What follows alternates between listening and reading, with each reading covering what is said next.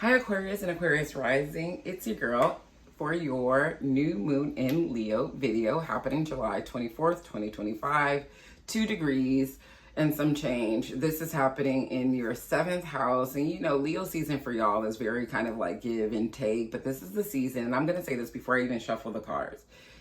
Aquarians, I saw this one TikTok and it was really funny because Aquarians are always asking, when is love going to come? What season? What season? And really, you need to be in Gemini season and Leo season is the time, hello, for you to be out in the streets looking for love, because the sun in your 7th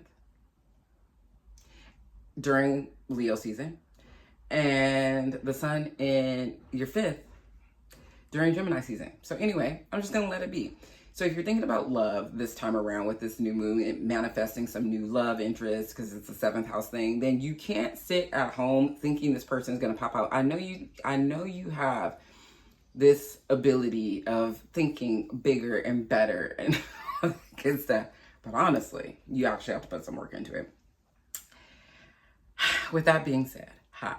This new moon is a sweet new moon. If you have any personal placements in Leo around 0 to 5 degrees, it'll hit your Leo placements this moon and it'll give it a supercharge of energy. I really love this for you. If you've been thinking about starting a new relationship, getting into seeking out an astrologer, a therapist, just really creating brand new one-to-one relationships that are a little secure and stable and heart-centered, this is the moon to do it. If this is a talk, why is this card just hanging out here? The Justice card. If you've been in partnerships that are not equally yoked, I'm going to use that every time, even though I've deconstructed Christianity quite a bit, but equally yoked is so important. If you are not in relationships one-to-one, and this could be friendships, this could be a business partnership, this can be anything, if you don't feel like there is some fairness, there is some there is some justice and then reciprocity in them, then this new moon for you is saying, like, we only want relationships, one-to-one relationships that create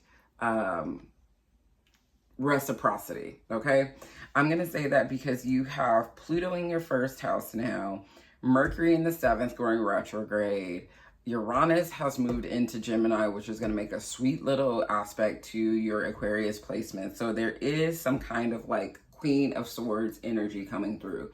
I'm saying this, I want it like this. This is what I need in relationships. So the Justice coming out, which is really interesting for you, is great. You need to speak on it. Set some intentions around only inviting in relationships, partnerships that are, that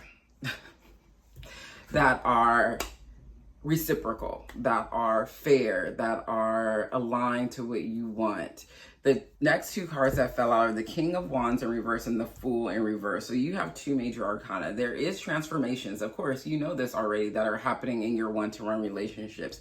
King of Wands speaks to someone that is, King of Wands is typically creative, just fun, kind of ruling being, right? Really a Sag kind of energy. But it could also be a fire sign as well. But in the reverse, it's kind of insecure. It's kind of making decisions that are from a place of insecurity. And the Fool in reverse, it's like you're not even really wanting to take a risk. And the risks that you are taking are actually stupid.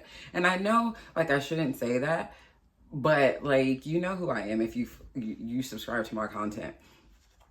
This tells me that maybe the relationships, the one-to-one relationships you have been in have not been great. It has been,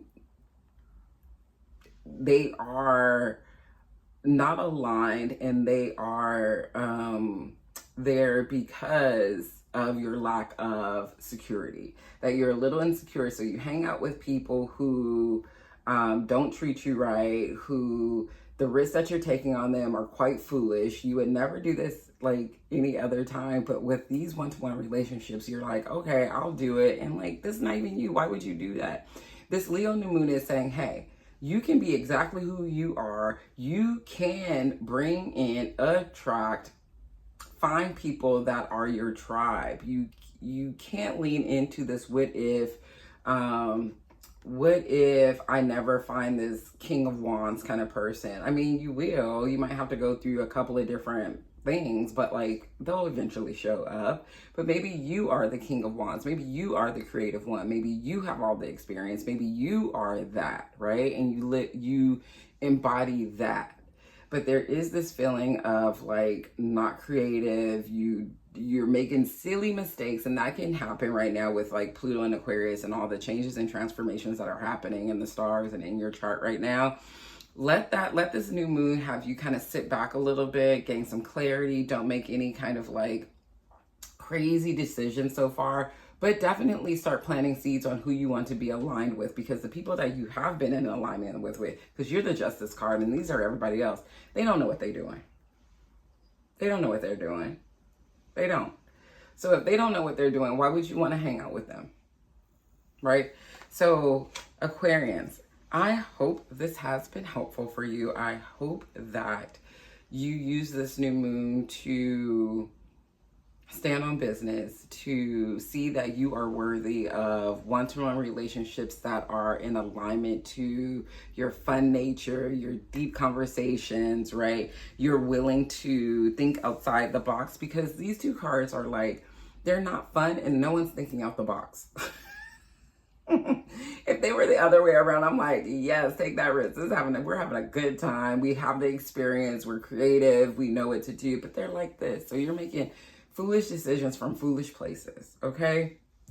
But with this card being here, it's like you are everything that you need to be, and we need to start really knowing that and embodying that, so we can then invite others in that are of the same, okay? I will see you in a couple of weeks probably.